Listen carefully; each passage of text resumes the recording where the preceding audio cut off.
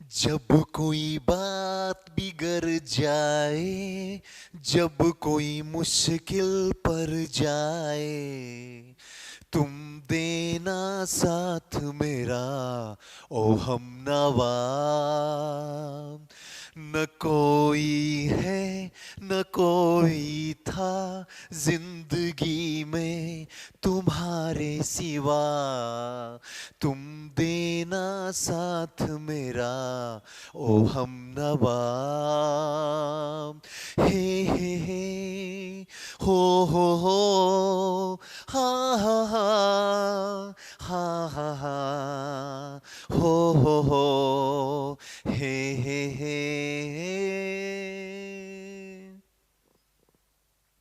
नमस्ते दोस्तों, कैसे हैं आप? मैं Sujit Kumar incredible IAS academy में आपका हार्दिक स्वागत करता हूं। आज का वीडियो जो है बहुत ही बड़ा काम का वीडियो है।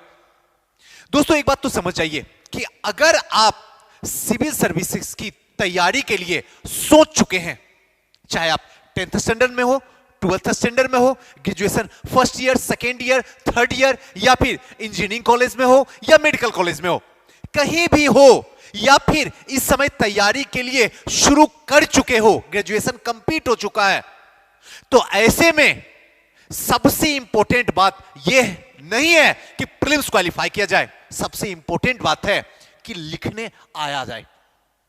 लिखना आना ही चाहिए एनी हाउ, क्योंकि लिखना जब तक आएगा नहीं, जब तक आप सीखिएगा नहीं, तब तक सिविल सर्विसेज की तैयारी जो है वो हमेशा आपकी अधूरी रह जाएगी। अगर अभी तक ये बातें जब तक आपके दिमाग में जा रही है और ये बात लग रही है कि सुजीत सर अभी भी मुझे लिखना नहीं आता है, तो सीधा सा मतलब है आपने 1 साल, 2 साल, 3 साल या 4 साल जो समय दिए सिविल सर्विसेज को, सब के सब व्यर्थ हो गया, बेकार हो गया। प्रीलिम्स भले आप साल 2 साल से पास कर रहे हैं, अगर मेंस नहीं पास किए हैं तो सीधा एक उद्देश्य है और पूरी दुनिया जानती है, आप तैयारी अच्छी वाली नहीं की हो, बस आप तैयारी नाम वाली की हो और बस प्रीलिम्स पास करने वाली तैयारी की हो, और यहां चाहिए एसडीएम बनने वाली तैयारी। तो इसके लिए आंसर राइटिंग जरूरी है। अभी से ही जहां हो, जिस पे हो, जो पढ़ते हो उसको लिखना शुरू कर दो, तब तो काम बन जाएगा। जिस साल, जिस बार, जिस समय सिविल सर्विसेज में आओगे, प्रथम प्रयास में ही रिजल्ट लेके भाग जाओगे। और अगर लिखना नहीं आया तो मैं तो हाथ जोड़ के प्रार्थना करूंगा, इस फील्ड में मत आओ, सिलेक्शन आपका 0 सन्नाटा हो जाएगा। सच बात है, कड़वी है, लेकिन दिल की बात है। यह बात आप मान लो। अगर आप में बदलाव करना है, नहीं सुजीत सर नहीं आता था लेकिन कोशिश कर सकता हूं, तो मोस्ट वेलकम है, आप आ सकते हैं यहां पे। यही बात है जो कि आपको समझाना जरूरी है। आज का जो हमारा टॉपिक चलेगा वो चलेगा आंसर राइटिंग कैसे लिखें, यानी कि 7 दिन में आंसर राइटिंग लिखना कैसे सीखें। इसी को हम आपको सिखाएंगे मात्र 7 दिन में। छोड़ो ना 10 दिन, 21 दिन, 15 दिन, 7 दिन में, मात्र 7 दिन में आपको आंसर राइटिंग लिखना आसानी से हम सिखा देंगे। लेकिन आप सीखने के लिए तैयार रहिएगा। तो इससे पहले दोस्तों आपको मैं बता दूं कि हमारा जो है संस्था श्योर सक्सेस में फाउंडेशन बैच स्टार्ट हो गया है, ऑप्शनल बैच स्टार्ट हो गया, सारे ऑप्शनल स्टार्ट है, हिस्ट्री ऑप्शनल भी स्टार्ट है, उसमें मैं खुद ही क्लास लेता हूं। अगर आपका हिस्ट्री ऑप्शनल है तो आप हमारी संस्था आ सकते हैं, और अगर किसी और इंफॉर्मेशन की जरूरत हो तो 9334710148 पे आप किसी भी वक्त मैसेज या फिर कॉल कर सकते हैं 10 से 4। साथ साथ में जो है ओलंपियाड टेस्ट सीरीज 8 तारीख से लॉन्च हो रहा है, तो आप हमारी दोनों ब्रांच में जुड़ सकते हैं, कहीं भी, या तो दिनकर गोलंबर या फिर खजांची रोड, दोनों जगह हमारी ब्रांच है। कहीं भी आप जुड़ जाइए, जहां आपको नजदीक लगे वहीं हमसे बात कीजिए, वहीं हमसे पढ़िए, सीखिए और एसडीएम पोस्ट पे जाके बैठिए। चलिए, आंसर राइटिंग कैसे लिखा जाए, यह सबसे बड़ा यक्ष क्वेश्चन है। बोलना लिखना बड़ा आसान है, लेकिन जब लिखने की बारी वास्तविकता में आती है तो हालत खराब हो जाती है। सुई सर पढ़ सकता हूं, बोल सकता हूं, लेकिन लिखने वक्त जब बैठता हूं तो कोई शब्द ही दिमाग में नहीं आता, सुन्न हो जाता है। सुन्न होने का यही मतलब है, सीधा सा मतलब, आप अज्ञानी नहीं है या आप कमजोर नहीं है, आप औरों से बेकार नहीं है, बल्कि प्रॉब्लम यह है कि आपके पास में अभ्यास नहीं है, आपके पास में सही गाइडलाइन कोई करने वाला नहीं है। बस इसी वजह से आपके पास में शब्द नहीं आ पाते हैं और आप लिख नहीं पाते हैं। आंसर राइटिंग कैसे लिखें और कहां से शुरुआत करें? जब मेरे पास कोई बच्चा आता है कि सुजी सर आंसर राइटिंग नहीं आता है, क्या किया जाए? हम कहते हैं सुजी सर पे लिखो, लिख। सीधा सा मतलब, एकदम रियल वाली बात आपसे बात करूंगा इस वीडियो में। हम पे लिखो, पापा पे लिखो, 10 ही लाइन लिखो, छोड़ो ना 100 लाइन, 10 लाइन लिखो। मम्मी पे लिखो, अपने गांव पे लिखो, गाय पे लिखो, अपने खुदा पे लिखो। सच बता रहा हूं। और लिखते लिखते एक बार बस आदत तो हो जाए, उसके बाद तो हम जो चाहेंगे वो लिखवा लेंगे आपसे। बस एक बार आदत तो पड़ जाए। और यही आदत आप लिखना नहीं चाहते क्योंकि आपके दिमाग में रहता है पता ना कैसा लिखूंगा, कैसा होगा, सुजी सर कॉपी चेक करेंगे तो पता ना कमेंट में क्या क्या बोलेंगे। अरे भूल जाओ, क्योंकि हर नया काम की जो शुरुआत होती है वो सबसे बेकार से होती है और उसका अंत जो है सबसे बेहतरीन होता है। बस अंतर इतना है कि उसमें आपको लगे रहना है। यकीन मानो आपका बेस्ट हो जाएगा। तो आप आज से, अभी से, जैसे वीडियो देख लिए अब लिखना शुरू कर दीजिए।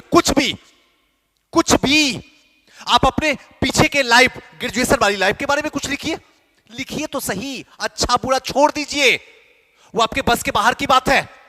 लिखना आपके बस में है, बस लिखिए। देखिए आपका कमाल हो जाएगा।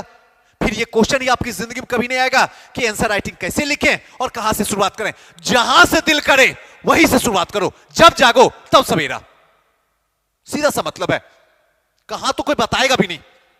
जो चीज आप पढ़े हो, आज कोई एडिटोरियल पढ़े, ठीक है, पढ़ लिए, अब उसके बारे में 10 ही लाइन लिखो ना, मत ज्यादा लिखने की कोशिश करो, क्योंकि ज्यादा लिखने के चक्कर में कुछ भी अच्छा आउटपुट नहीं हो पाएगा। कम लिखो, बेहतरीन लिखो, सामने वाले की धड़कन को हिला कर रख दो। क्या कमाल का लिखा है।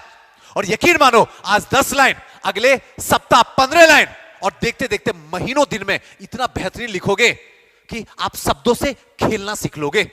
और जिस दिन खेलना आ गया उस दिन आप आंसर राइटिंग के तो पारंगत हो गए।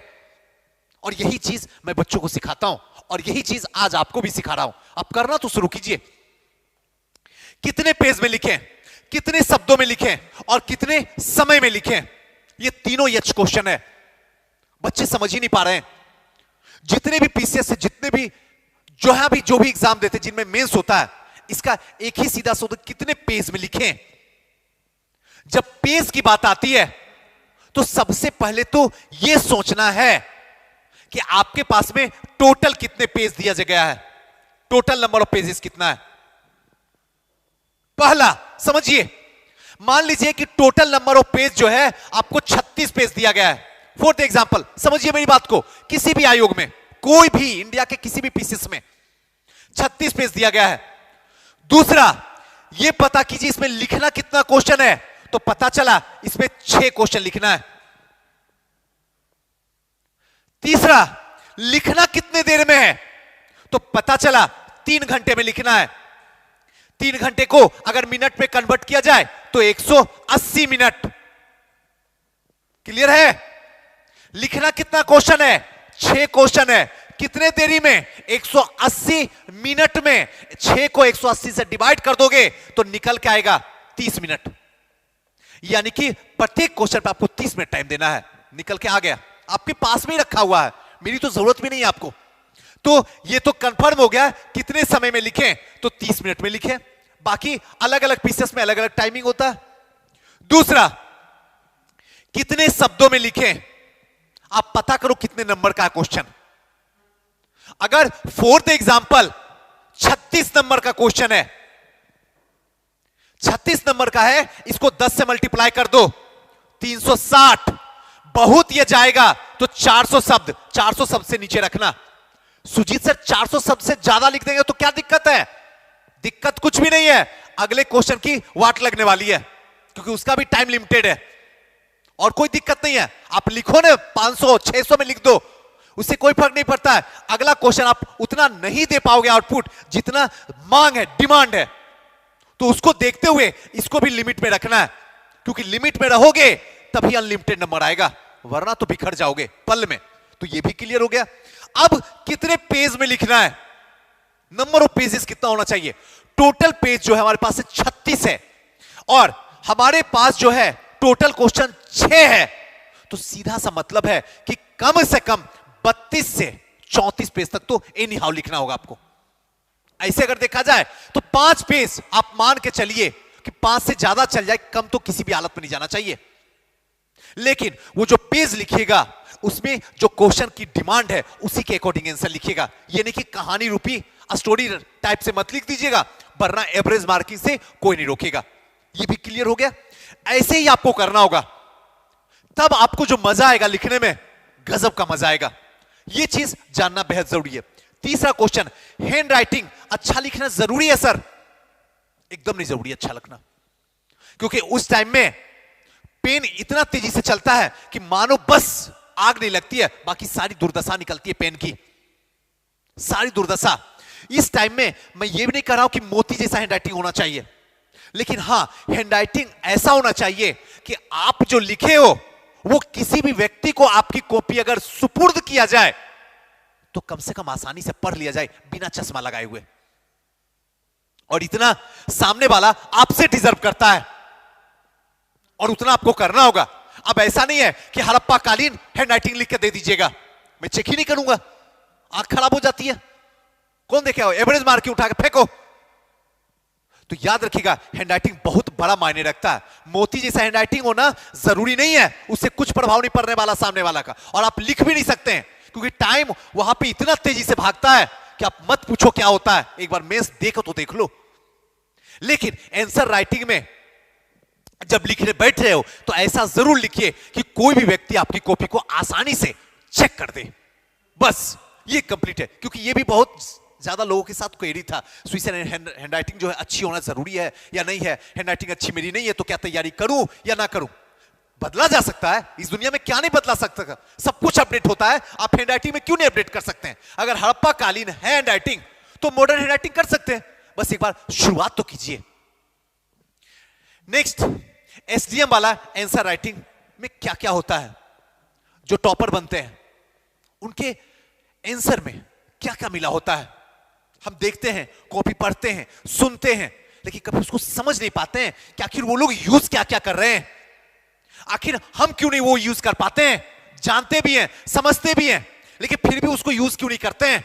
आइए आज आपको यूज करवाते हैं कि वो यूज कैसे किया जाए। सबसे पहले भूमिका, ये सबसे इंपॉर्टेंट है, इसके बिना तो सब कुछ अधूरा है, जिसको इंट्रोडक्शन भी कहा जाता है। एक एक बात को बारीकी से समझिएगा। भूमिका, जब आप भूमिका लिख रहे हैं तो यकीन मानिए वैसे शब्दों का प्रयोग कीजिएगा जो सबसे ज्यादा अट्रैक्टिव हो, जो सामने वाला जब पढ़े ना कॉपी तो कहना पड़ जाए उसे, बस इसी कॉपी की तो तलाश के लिए हम इतने देर से बैठ के कॉपी चेक कर रहे थे। यानी इंट्रोडक्शन जो है पूरे के पूरे क्वेश्चन को सम अप करके डालिएगा। जो क्वेश्चन वो पूछा जा रहा है उसको सबको सम अप करके बताइएगा।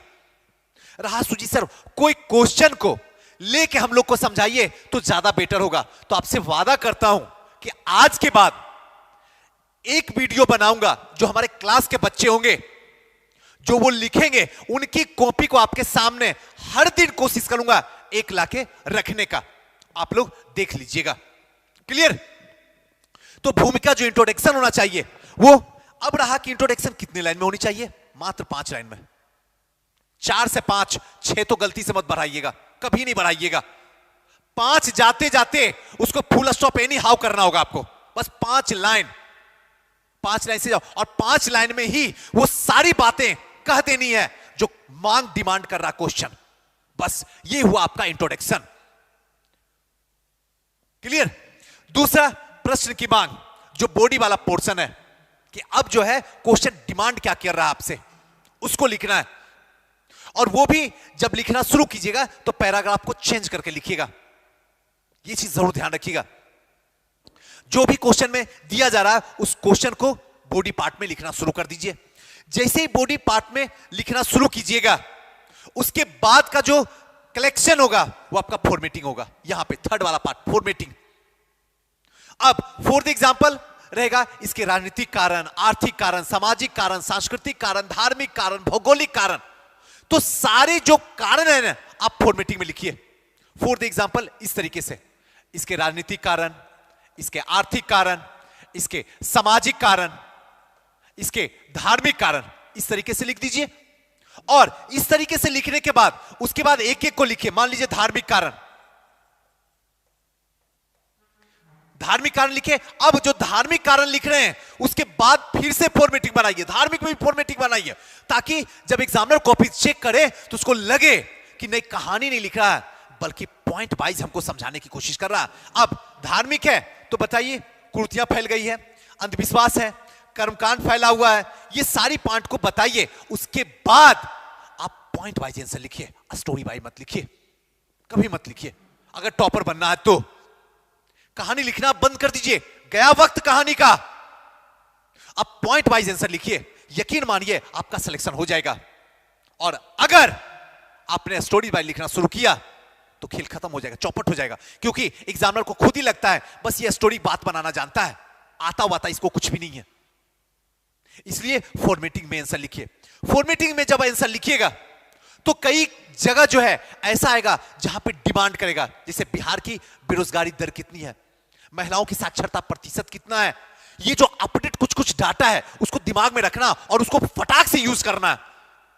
और साइड में बता देना है कब का ये डाटा है, 2001 का है, 2011 का है या 2021 का है, वो डाटा जरूर साइड में लिख दीजिए।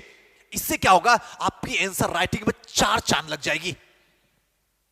जब ये लिख ही रहे हो तो जहां पे जरूरत पड़े, जैसे चंपारण आंदोलन लिख रहे हैं महात्मा गांधी के नेतृत्व में, तो वहां पे थोड़ा सा चंपारण का मैप बना दीजिए, मानचित्र थोड़ा सा मैप बना दीजिए, मोटा मोटी बिहार का मैप को आपको ध्यान रखना है और उसी के अंदर सेंटर में डाल दीजिए जहां पे चंपारण है, चंपारण क्लिक कीजिए, वहां लिख दीजिए चंपारण। मुजफ्फरपुर तो मुजफ्फरपुर, लखीसराय तो लखीसराय, जहां जो घटनाएं हैं उसको इंडिकेट करके लिख दीजिए। बस इतना सा काम कीजिए, ज्यादा करने की कोई जरूरत नहीं है। औरों से आपका आंसर अलग होगा, जब तक औरों से आपका आंसर अलग नहीं होगा तब तक नंबर आप उठा नहीं सकते, आपकी औकात की बाहर की बात है। और यह काबिलियत आपके अंदर है, आप बस यूज नहीं करते हैं। क्यों? क्योंकि कोई बताने वाला आपको नहीं है। आज से, अभी से, इस खूबसूरत रात से ही आप शुरू कर दीजिए लिखना, देखिए आपका क्या होता है, तुरंत परिवर्तन हो जाएगा। और तब लगेगा कि अब सिविल सर्विसेज की रियल में तैयारी हो रही है। जब तक ये नहीं होगा तब तक मन भी नहीं लगेगा, उदास भी रहेगा और इधर उधर की बातें दिमाग में दौड़ते रहेगी। नेक्स्ट है फ्लो चार्ट। फ्लो चार्ट बनाना जरूरी है। जैसे जो हम आपको बताए कि फ्लो चार्ट आप किस तरीके से बनाते हैं, इसका डिजाइन तो थोड़ा सा नीचे देख लीजिएगा। एक तो इस तरीके से भी है, कारण लिख दीजिए, इसके राजनीतिक कारण, इसके आर्थिक कारण, इसके सामाजिक कारण, इसके धार्मिक कारण, इसके शिक्षा, चिकित्सा, ये सब इस टाइप से बनाइए। दूसरा जो है ये वाला देखिए, इस टाइप का डायग्राम भी बना सकते हैं। कारण देके इस पे सारे पॉइंट को लिखिए, राजनीतिक कारण, आर्थिक कारण, सामाजिक कारण, सांस्कृतिक कारण, ये भी कर सकते हैं। फ्लो चार्ट में डिजाइन है बनाने का, जो आपको खूबसूरत लगता है वो डिजाइन बनाइए, लेकिन साफ बनाइए।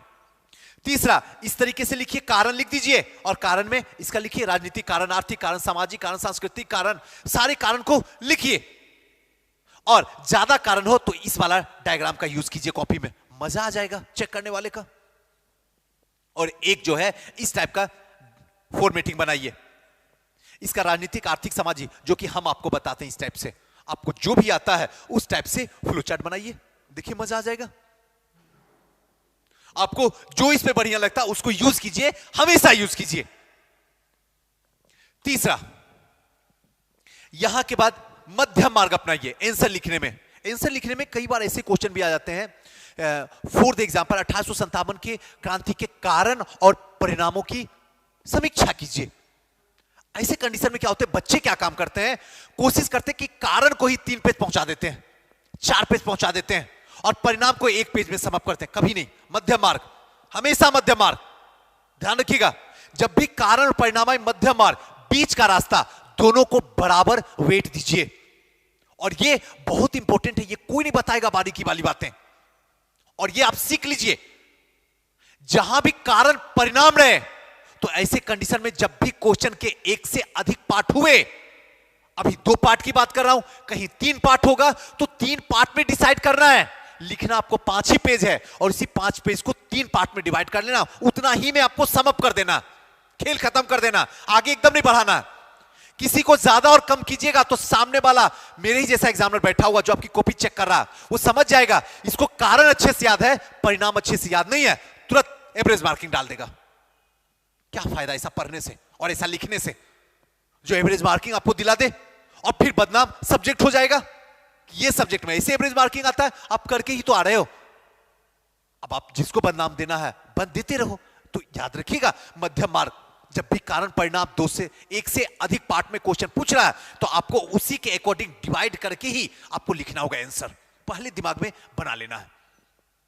और फाइनली लास्ट जो है निष्कर्ष, पूरा जितने भी आपने आंसर लिखे हैं उसका कंक्लूजन निकाल के डाल दीजिए और वहां से फटाक से बाहर निकल जाइए। ये आपका पूरा का पूरा कंप्लीट आंसर राइटिंग हुआ।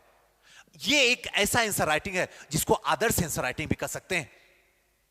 जीरो से लेके हायर लेवल तक आपका आंसर राइटिंग हो जाएगा। अगर इस तरीके से लिखना आज अभी इसी वक्त से शुरू कर दिए तो यकीन मानिए कि 10 दिन में आप शब्दों से खेलना सीख लीजिएगा। आप खुद ही खेलिएगा, मुझे मेरी जरूरत भी नहीं पड़ेगी आपको। और सबसे लास्ट बात जो है, डेली बिना एतवार के कम से कम 3 आंसर राइटिंग लिखिए। 3 कम से कम। 3 में क्या, 2 ऑप्शन, 1 जीएस। मैं तो कहूंगा 4 लिखिए।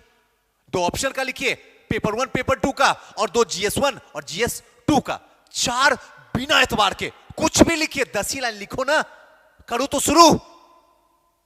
4 बिना एतवार के, बिना कुछ समझे हुए एक पागलपन लाइए। और जिस दिन पागलपन घुस गया अंदर, उस दिन शब्द आपसे खेलेंगे और आप शब्दों से खेलेंगे। चलिए दोस्तों, फिर किसी नेक्स्ट वीडियो मिलते हैं, तब तक के लिए नमस्कार।